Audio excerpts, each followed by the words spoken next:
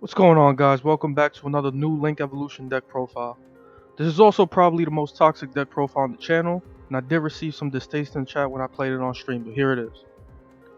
Kaiju should need no introduction to the game, but while they are splashable in a lot of different decks, today I'm showcasing the Graydle Kaiju build. Graydles are a monster stealing archetype that trigger when they are destroyed by specific effects. The easiest way to learn this is based on the color of each monster. Alligators for spells, cobras for traps, and eagles for monster effects. All of them can steal a monster when destroyed by these respective effects, but also when killed in battle. Combined with Kaijus, you have a really annoying setup to constantly weaken your opponent's board until you win.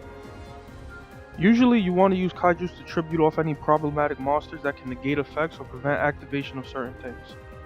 While that still holds true, things flow a little differently when it comes to actually using all of the Kaijus with their field spell, since now you can think about their secondary effects that are only usable with the spell.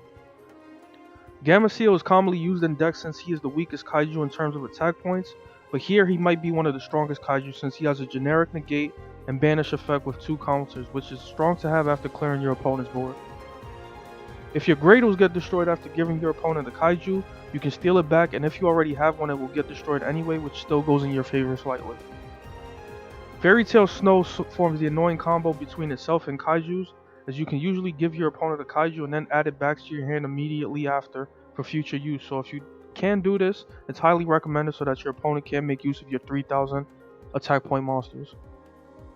The last core piece of the deck is Gren Mahu, who can obviously be in insane win condition if you land Desires, Extravagance, Eater of Millions, or any combination of those cards.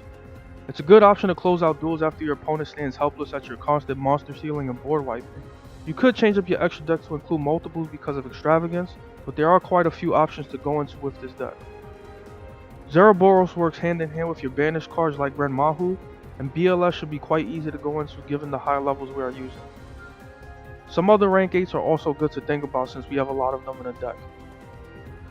You usually want to go second with this deck as much as you can, since as you can see here we have 2 board clearing Slumbers and Fairy Tail Snow to retrieve our Kaiju from our opponent, giving us plenty of ways to push through whatever end board we have to deal with.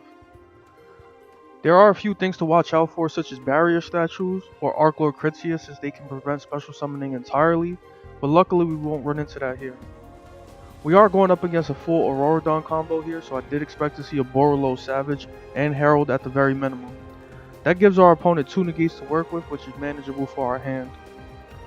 The only thing I remember being worried about in this duel was if Kaiju Slumber was once per turn, and luckily it is not, so we can easily break through the board coming up. Getting both Slumbers and drawing into a second field spell later on isn't the most ideal things you want to see, but it did work out in this case. I ran Torrential as an alternative board clear to possibly combo with Cobra, but it isn't mandatory. The main concept of this build I did adopt from an OCG tournament list, but you can easily make some changes if you want. As expected, we're going to try to bait both negates here, starting with the field spell and then 1 Slumber. Since we definitely want to nuke the field and get Kaijus rolling, I want to land the second Slumber by forcing our opponent's second negate to be on snow. In some cases you have to be careful of giving your opponent a Gamma Seal, since they can be able to use its negate effect with the field spell on board. Luckily we don't have anything to activate anymore, so it's a free attack to officially clear our opponent's board.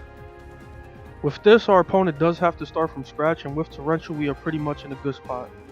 We do win this duel by surrender, which I'm guessing our opponent didn't have enough resources or ways to come back, but that gives you an idea of how things work. Quick disclaimer, I personally hate running into these decks, so don't expect to see it too much, but if you guys don't mind them, like and comment on the video. Enjoy the rest of the replays as much as you can, and I'll catch you guys next time with a Necros deck profile.